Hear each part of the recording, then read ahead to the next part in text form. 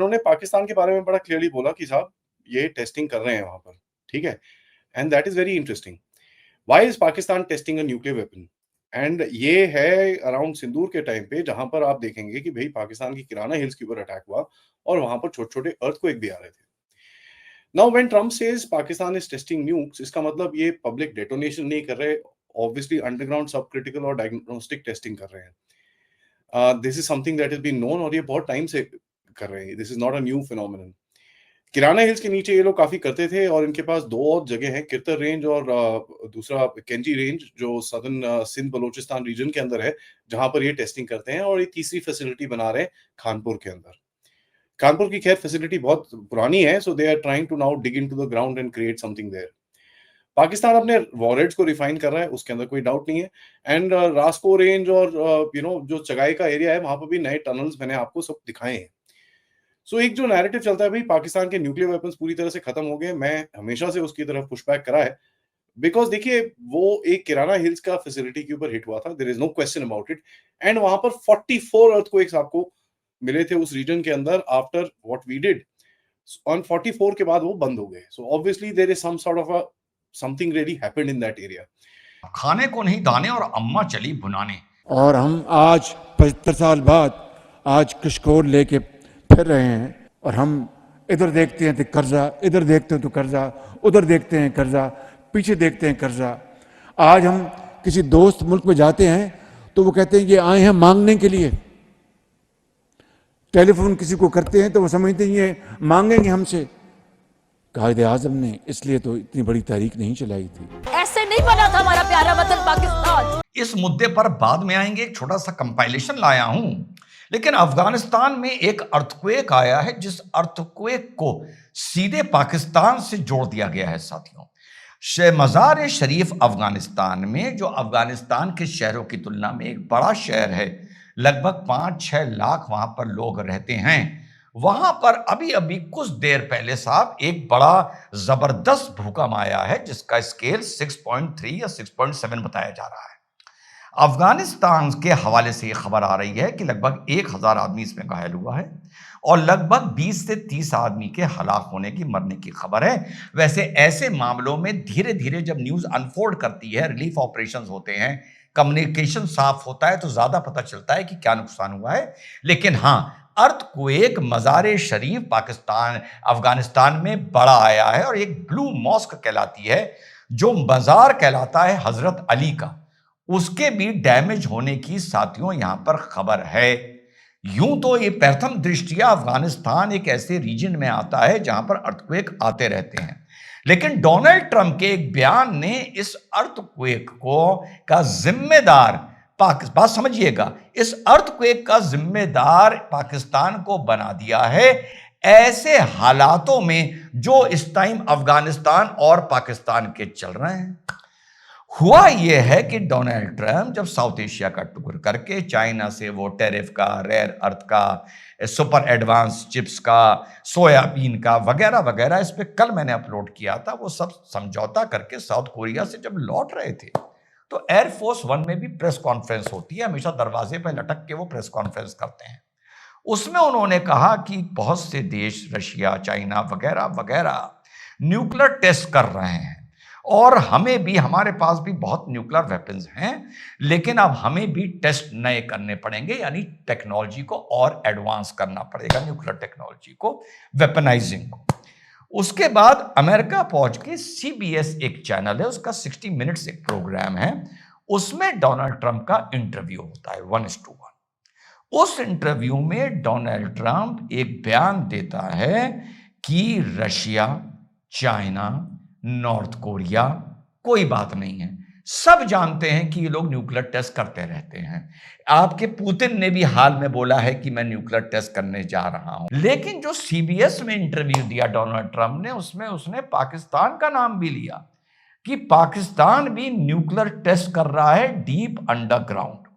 अब ये बात बोलते ही अफगानिस्तान के इस भीषण अर्थक्वेक का, जहां पर इमाम अली की जो वहां पर मकबरा था या दरगाह थी, उसको भी नुकसान पहुंचा है मज़ार शरीफ में, इतने संजीदा और इतने टेंस माहौल में जो अफगानिस्तान और पाकिस्तान का मैटर चल रहा है, डोनाल्ड ट्रंप के इस बयान को तो बहुत से लोग बिल्कुल सीधा सीधा देख रहे होंगे कि ओ भैया पाकिस्तान न्यूक्लियर वेपन टेस्ट कर रहा है। मुझे यह बयान कुछ समझ में नहीं आ रहा, क्योंकि अगर अमेरिका को न्यूक्लियर वेपन टेस्ट ही करने हैं खतरे के पॉइंट ऑफ व्यू से, तो चलिए मान लेता हूं रशिया की टेस्टिंग का जवाब देना चाहिए, नॉर्थ कोरिया का देना चाहिए, चाइना का भी देना चाहिए। पाकिस्तान का न्यूक्लियर टेस्ट अमेरिका को कैसे इंस्पायर कर रहा है अपने न्यूक्लियर टेस्ट करने के लिए, ये बतौर एक वक्ता और अधिवक्ता मुझे ये बात समझ में साथियों नहीं आ रही है। मुझे ये लगने लगा है साथियों कि डोनाल्ड ट्रंप की एक नीति है, जरा रिवाइंड करके देखिएगा। डोनाल्ड ट्रंप कियोस पे सरवाइव कर रहा है। डोनाल्ड ट्रंप ने आते ही दुनिया में कियोस मचाना शुरू किया, ग्रीनलैंड को लेके, पनामा को लेके, किसी चीज को लेके, आइस को लेके, इमिग्रेंट्स को लेके, हथकड़ी लगाना, भेजना, बयानबाजी वगैरह वगैरह, रशिया को लेकर कि भैया वो तो मेरा दोस्त है मान जाएगा। कोई भी उसको लाइमलाइट, उसे सुर्खियों में बने रहने का शौक है जो मुझे नजर आ रहा है, और वो बंदा कियोस पे सरवाइव कर रहा है।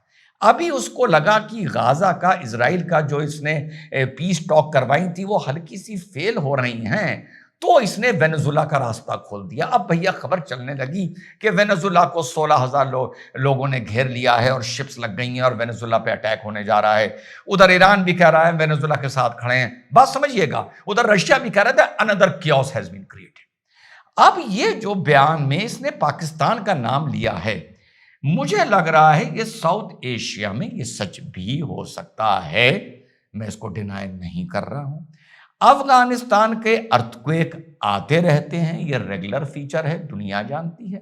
लेकिन ये अर्थक्वेक पाकिस्तान के न्यूक्लियर टेस्ट की वजह से आया है, ये एक प्रश्न चिन्ह है। ये भी हो सकता है, मैं ये भी डिनाई नहीं कर रहा हूं, मुल्क अपनी औकात भूल सकते हैं। पाकिस्तान का जो नाम लिया है वो इस पार्ट ऑफ द वर्ल्ड में मेरे हिसाब से टेस्ट और नो टेस्ट भूल जाइए, केओस मचाने के लिए है।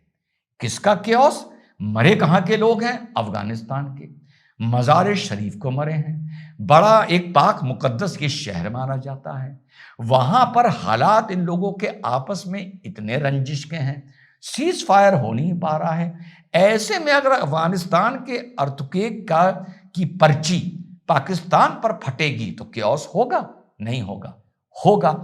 साथ ही ऑपरेशन सिंदूर के बाद जो भारत में चल रहा है, जो भारत की एक्सरसाइजेज चल रही हैं, एक्सरसाइज त्रिशूल चल रही है और वगैरह वगैरह, जो भारत की पोस्चरिंग और वेपनाइजिंग है भारत का, यहां पर भी ये चर्चा में खबर आएगी, आएगी, आई है, तभी मैं वीडियो अपलोड कर रहा हूं। अभी आप मीडिया, सोशल मीडिया पे देखिएगा, ये खबर चल रही होगी।